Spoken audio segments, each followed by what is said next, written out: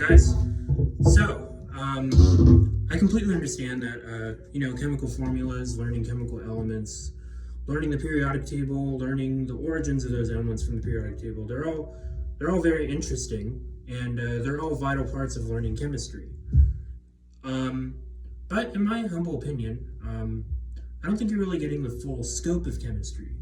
Like, for example, you would want to know what the combinations are, which are referred to as molecules. You'd want to know what the molecules look like as well, right? Like their physical shapes and their molecular shapes.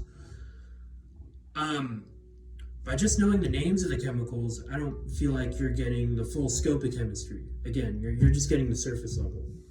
So, with that being said, that leads into the topic of the video that I'll be discussing with you guys today, which is VSEPR Theory and molecular geometries.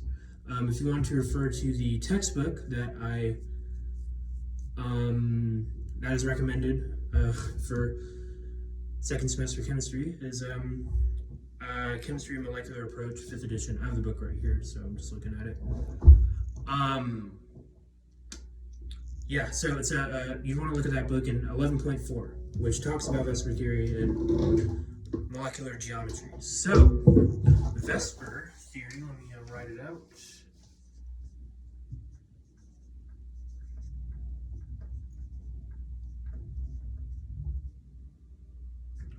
VSEPR theory dives into the molecular shapes of chemicals and their chemical compounds and molecules. It dives into such terms as bond energy, polarity, and hybridization, as well as bond angles, molecular geometry, electron geometry. That's mostly when you're talking about VSEPR theory, that's what it specializes in. So, the abbreviation for VSEPR theory, I'll just write it down for you guys, is valence shell electron pair repulsion. You would also want to also refer to something known as a VSEPR chart, which in comparison to like the periodic table, similarly, you want to memorize it, and that's the chart as well. Will be taking information from the most part when I'm working through the material that I'll be going over with you guys, as well as examples from that material. You probably want to memorize it.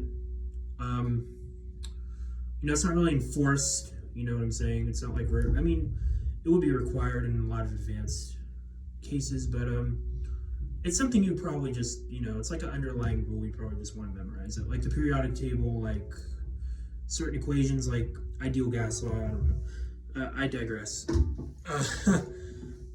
So that is what VSEPR stands for, and going into some review, we would be building upon previous knowledge of Lewis structures and their chemical formulas. So, Lewis structures help you learn the amount of valence electrons in a chemical compound, and it will show you how they are displayed on the formula of that chemical. Upon learning this material, you're also introduced to the bonds that form, whether it be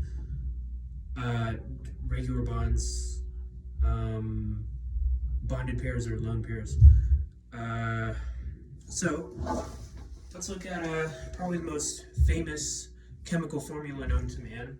That is CO2. And this would be a Lewis structure of CO2. Now, let's see, you guys can see it's going to cut off a little bit. There we go. Probably wondering what these lines and dots are.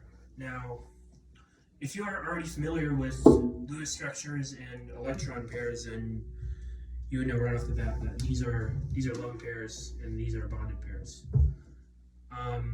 The lone pairs here are the ones that are isolated on a given molecule, whether it be a terminal atom, which in this case is oxygen, or the interior atom, which in this case is carbon. And also upon previous knowledge, in this case you don't have any lone pairs, but if there were lone pairs on, let's say, if there was lone pairs on the carbon here, then it would be a polar molecule. And as we know, CO2 is not a polar molecule, it is a non-polar molecule, because one factor is that there are no lone pairs on carbon.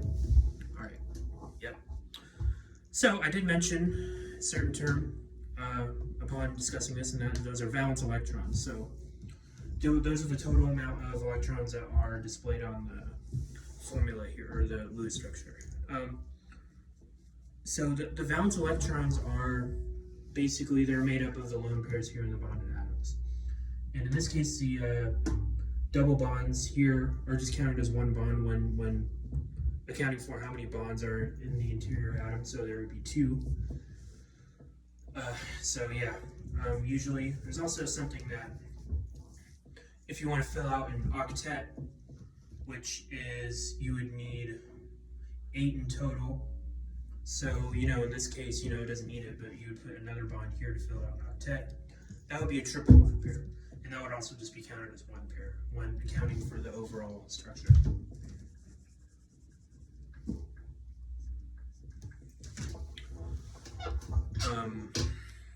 Yes. So, this does lead to VSEPR theory. And when we're talking about VSEPR theory, we're referring to things like molecular shapes and electron geometry, as well as bond angles and hybridization in more advanced cases, which I will be touching on a little bit today.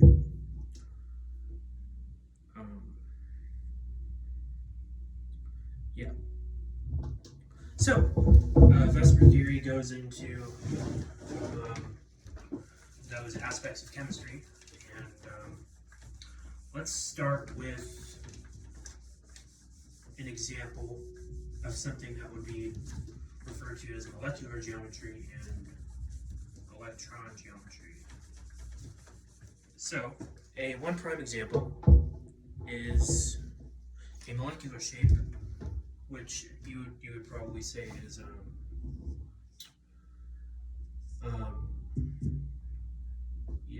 molecular geometry. It's usually the same thing. One example would be tetrahedral. Now, if a molecule has a molecular shape of tetrahedral, probably looks something like this. Let me just draw it for you.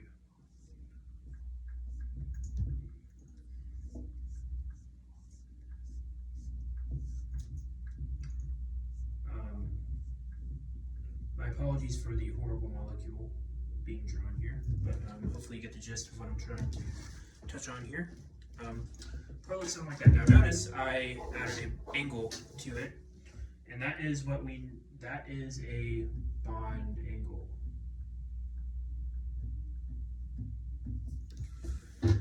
And if a molecule is a molecular shape of tetrahedral, then the bond angle would be 109.5 degrees. Just referring to the shape of it and how it looks and the relations with each molecule.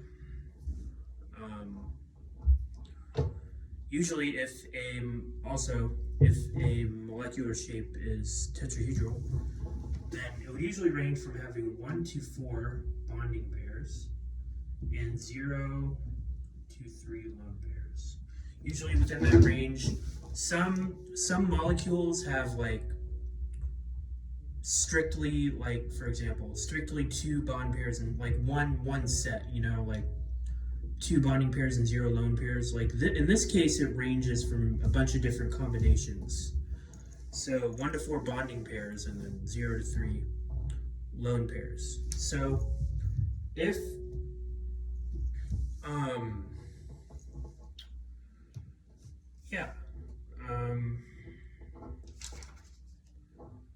if the molecular shape of the chemical here is tetrahedral, then looking at the electron geometry, which usually means you include the lone pair. that would usually equal, it would also just be a tetrahedral. So not many variations in this case. So it would be tetrahedral electron geometry. Yeah, so a prime example of this would be just one,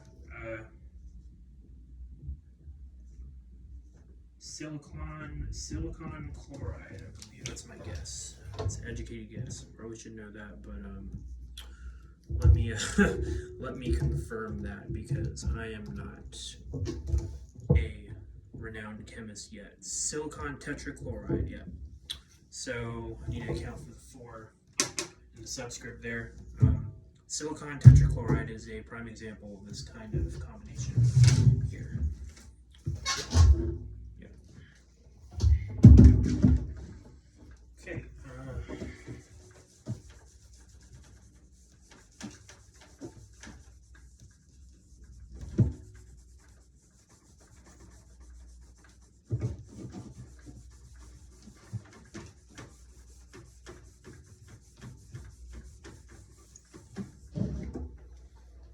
Okay, let's look at another common example.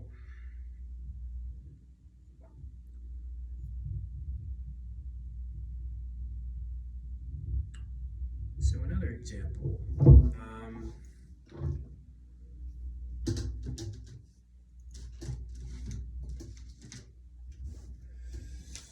So, yeah, we're going to be talking about a trigonal pyramid. So, this is another example of a molecular shape. Terminology for that would be trigonal pyramid. Usually, the molecule will look a little something like that. This is might be better than the previous molecule, so progress. This would be without the lone pairs, and if this is the case, usually the bond angle would not change whatsoever. It would still be 109.5 degrees. Now, if we look at the electron geometry, and that is if we, it should be, let's just do it that way, including the lone pairs, then it is the electron geometry would be tetrahedral. And usually a common example of this kind of shape would be a phosphate, and that goes by the formula pH 3. So phosphane, let's see if I got that right. It's still a work in progress here. Coming from spring break too, a little rusty. Phosphine. So I was very closer than I thought it was going to be. Phosphine. So that's generally what the shape will look like to the best of my abilities. Could be better, but yeah, it is what it is. And finally, the third example that I'll touch on in terms of molecular geometry is a cool little name. It's what chemists refer to as seesaw shape. Now, if a molecule has a seesaw shape, it will look rather similar to the previous example I went over, the trigonal pyramidal, but just a tad bit different.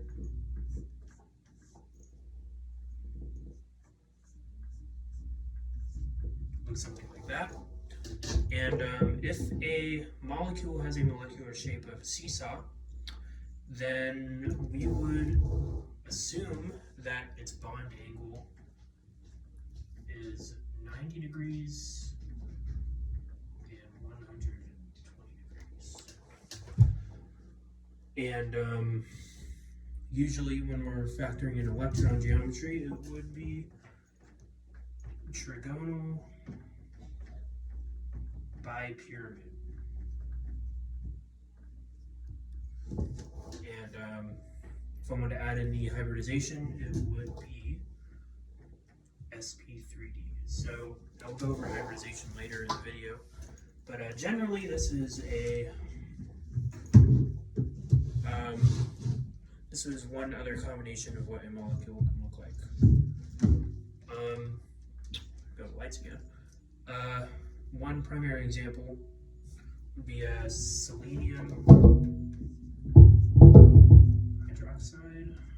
Let's see if we got this one.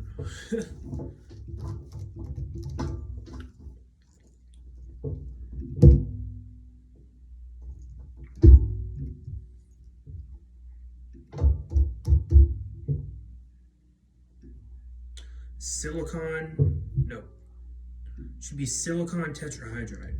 So silicon tetrahydride is a primary example of this combination of this molecular geometry, and yeah, when I'm talking about VSEPR theory. So those are just some. Those are just a few of the common examples of things discussed in VSEPR theory.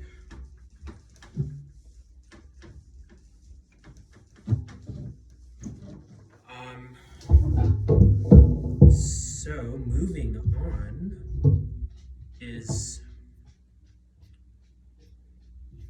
let's see here. So,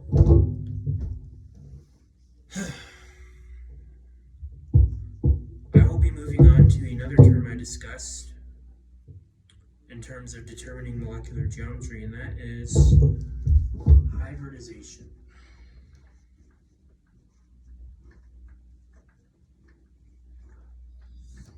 Now, what is the formal definition of hybridization? So, hybridization is the phenomenon of mixing atomic orbitals of nearly equivalent energy involving the redistribution of energy, and in terms they form new orbitals of equal energy, thus they become hybrid orbitals. Yeah, so that's usually what hybridization is, and usually you would look at a diagram such as this.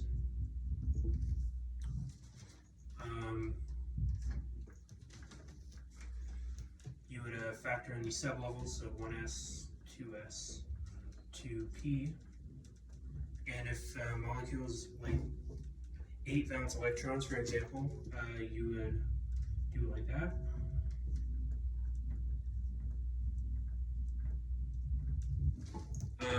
I'm not sure if the order of putting them on there was exactly correct. I don't remember if you do one for each and then go back, but I did 1, 2, 3, 4.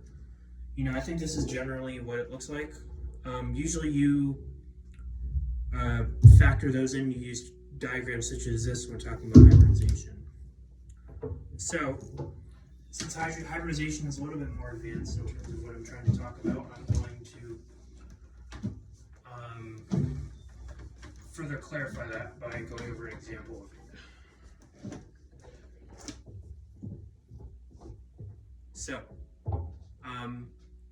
let's look at an example. So, let's look at ammonia. So, ammonia is a polar molecule, I'll point out.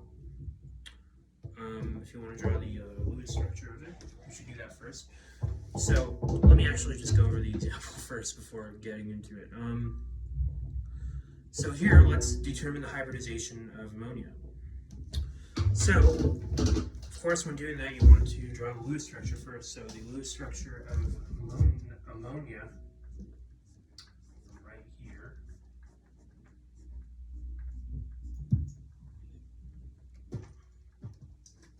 So that's the Lewis structure, and I'll draw a perspective drawing to give more context.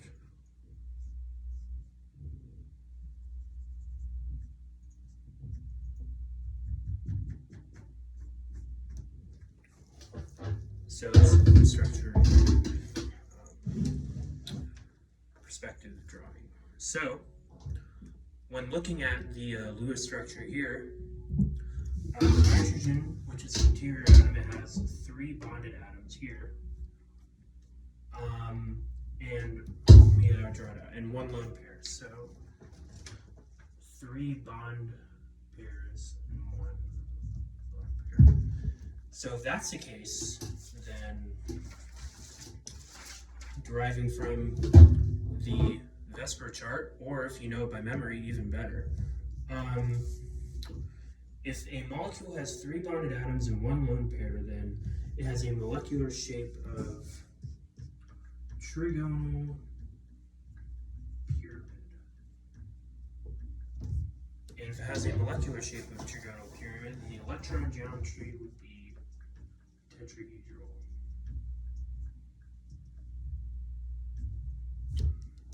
Yeah. So, and deriving from that information, the bond angle would be, let's just do one here, 9.5 degrees. And that would mean that the hybridization is sp3.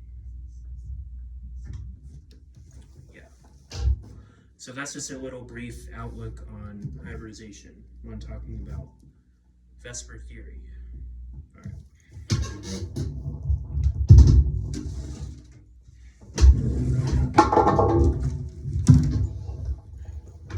Some research.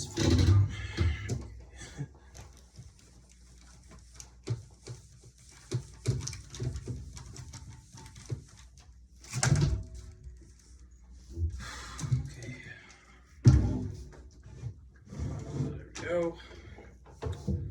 All right. Now, moving on to another example, I'm going to be talking about the chemical compound of glucose, which has a formula of 6 carbon atoms, 12 hydrogen atoms, 6 oxygen atoms. And in this example, I'm going to be taking one aspect of the whole structure, and we'll determine the number of valence electrons, bonded atoms, lone pair, molecular shape, and electron geometry, as well as the bond angle between the atoms in the structure. So with that being said, we're not going to be drawing the whole structure of glucose, but this part right here.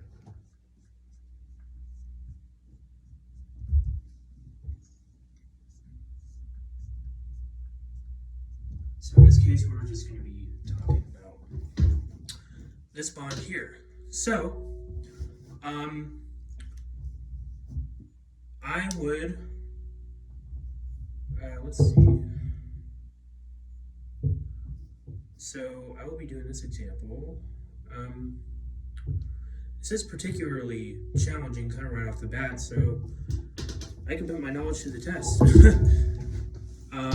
All right, so in this case, I previously mentioned that I wanted to determine the number of valence electrons, bonded atoms, lone pairs, molecular shape, and electron geometry of this bond here. So let's first determine the number of valence electrons. So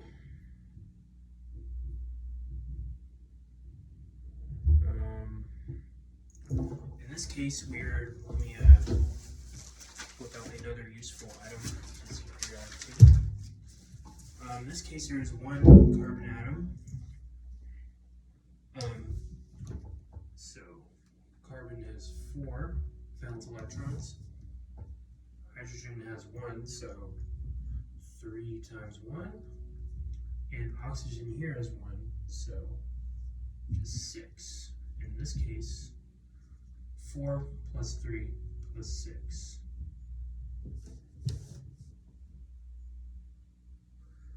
And that equates to 18 valence electrons.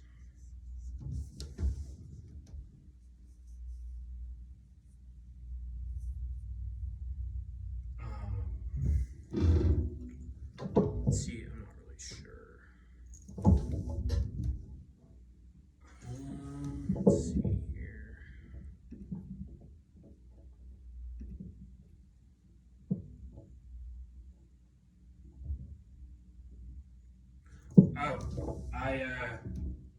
Hold on a second. I totally misread that and did my math wrong on simple adding. So I did that wrong. So it should be 10 plus 3, which is 13. So in this case, there are 13 valence electrons. In this case, we're only looking at 8. So,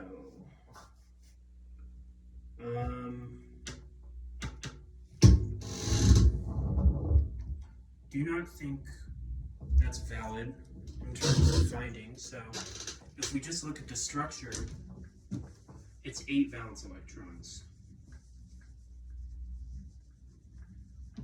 So, there are 8 valence electrons.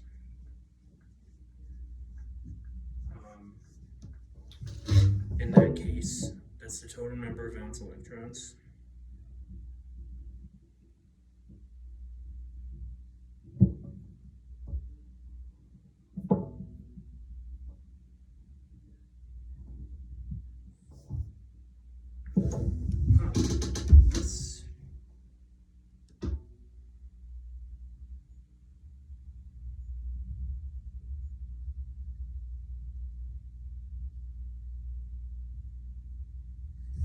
Since this isn't its own Lewis structure, due to the fact that it's not its own Lewis structure, it's taken from a larger one entirely. You would only be looking at the structure itself to determine its number of valence electrons. You would only add the numbers from the actual valence electrons of the chemicals if you were doing glucose as a whole. But in this case, I believe you can just look at the structure and determine the valence electrons. You wouldn't, since there aren't any lone pairs on these, there would only be 8 valence electrons. So, in what I wrote, I said there were 13 of them. I think I may have gotten that one wrong. So, my apologies if that caused some confusion. So, in this problem, there are 8 valence electrons. So, because there are 8 valence electrons, I want to look at let's look at the bond pairs and lone pairs of the structure. So, as you can see here, there are 0 lone pairs, and 4 bond pairs. Now, according to VSEPR theory, if there are 4 bonded pairs in a molecule and 0 lone pairs, then the molecular shape is, or molecular geometry, is a tetrahedral. And the electron geometry is also tetrahedral.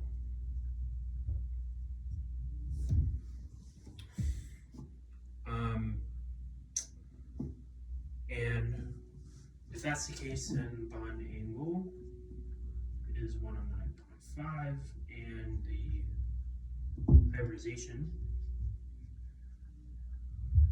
is SP3.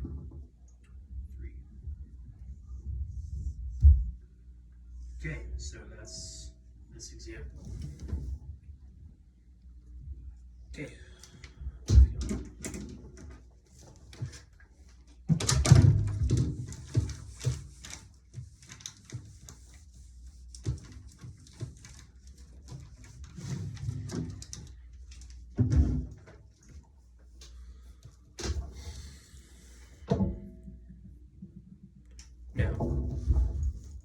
Let's look at aluminum bromide.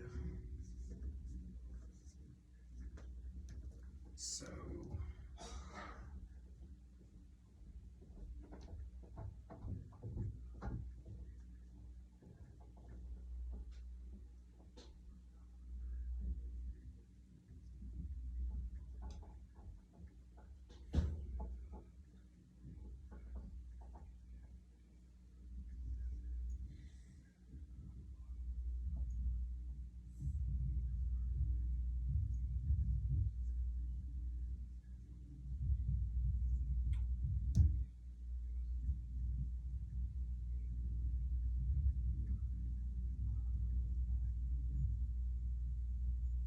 So to break the awkward silence, I wanted you guys to try this one out.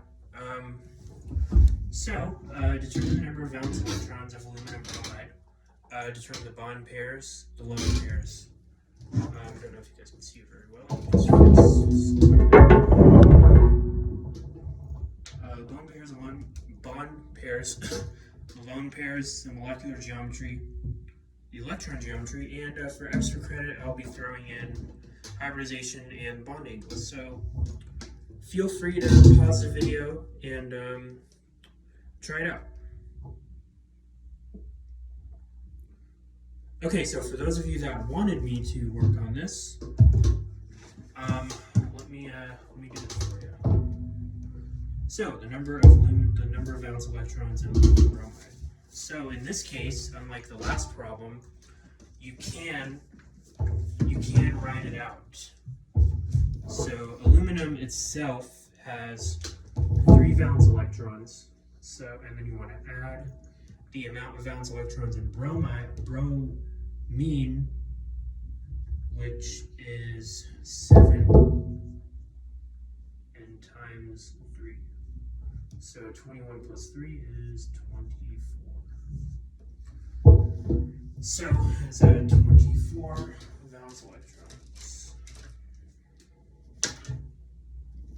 Cross that off. Check it off. Check.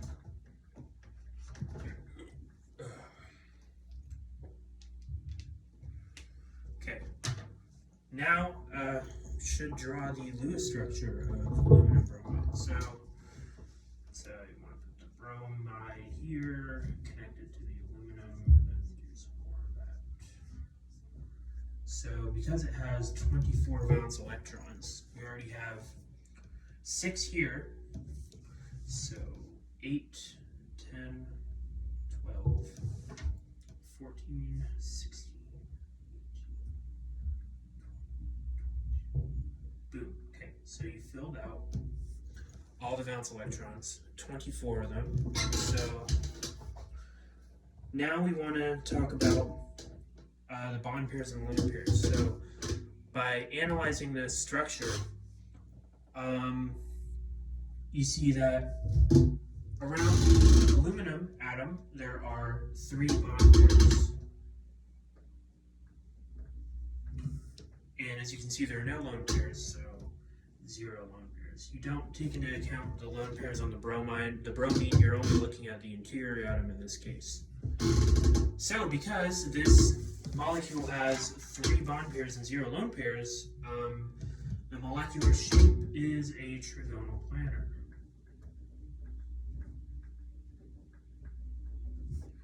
And the electron geometry is that of the same. So a trigonal planar in both cases. And because of this, the bonding angle is 120 degrees, and that means it has a hybridization of sp2. Okay, I'll just do this. So that is an example of determining molecular geometry, applying VSEPR theory to common molecules and determining these important factors and features. So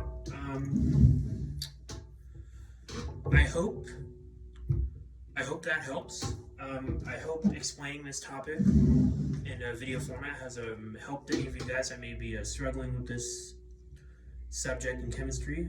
This is the one that made sense to me the most, so I chose this section as the one to hopefully clarify and teach you guys in this video. And I hope it helped in this way. All right, so thank you, and have a good day. Thanks.